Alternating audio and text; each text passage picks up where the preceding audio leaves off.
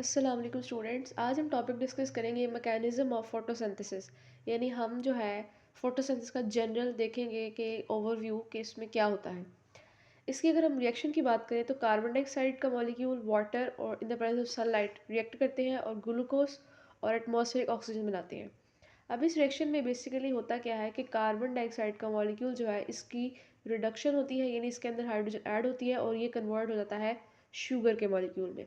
और वाटर का मॉलिक्यूल्स होता है, इसकी होती है ऑक्सीडेशन, यानी वाट रिमूवल ऑफ हाइड्रोजन होता है वाटर के अंदर से, और ये कन्वर्ट हो जाता है एटमॉस्फेरिक ऑक्सीजन में। अब ये जो रिडक्शन ऑक्सीजन रिडक्शन ऑक्सीडेशन और रिडक्शन रिएक्शन हो रहा है, इतना सिंपल नहीं होता। ये जो है वो कम्प्लेक्स रिएक्शन है, काफ़ी सीरीज़ ऑफ स्टेप्स होते हैं, उसके बाद जाकर जो है ये प्रोसेस होते हैं। तो आसानी के लिए इसको जो है वो फोटोसिंथेसिस के पूरे प्रोसेस को दो स्टेप्स में जो है वो कन्वर्ट किया गया है। पहला है जी लाइट डिपेंडेंट रिएक्शन और दूसरा है light independent reaction. Light dependent reaction जो है इसको इसलिए लाइट डिपेंडेंट बोल रहे हैं क्योंकि इस रिएक्शन में लाइट जो है वो ज़रूरी होती है। और ये रिएक्शन जो है वो थैलाकोइड मेम्ब्रेन के ऊपर होते हैं। ये मैंने एक क्लोरोप्लास्ट का स्ट्रक्चर बनाया है।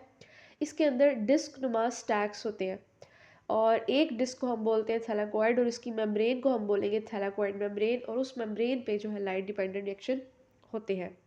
इस रिएक्शन में एटीपी NADPH के मॉलिक्यूल जो है वो बनते हैं, यानी कि सन लाइट के अंदर जो लाइट एनर्जी है उसको केमिकल एनर्जी में स्टोर कर दिया जाता है इस मॉलिक्यूल में, एटीपी और NADPH के अंदर।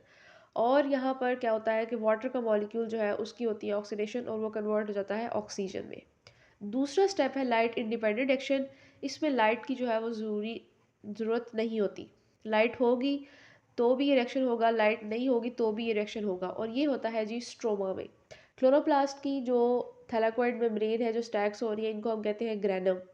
ग्रैनम के अलावा जो क्लोरोप्लास्ट की जो स्पेस है उसको हम कहते हैं स्ट्रोमा। वहाँ पर लाइट इंडिपेंडेंट रिएक्शन होते हैं और इसमें क्या होता है, जो एटीपी और NADPH लाइट डिपेंडेंट रिएक्शन में बने होते हैं, उन मॉलिक्यूल को जो है वो यूज़ करके कार्बन डाइऑक्साइड को कन्वर्ट किया जाता है शुगर के मॉलिक्यूल के अंदर, और एनर्जी को जो है वो इस मॉलिक्यूल के अंदर CH बॉन्ड की शक्ल में स्टोर किया जाता है। तो इस तरह फूड जो है वो बनती है और उसके अंदर जो है वो एनर्जी स्टोर होती है। तो ये था जनरल ओवरव्यू ऑफ फोटोसिंथेसिस। अल्लाह हाफिज़।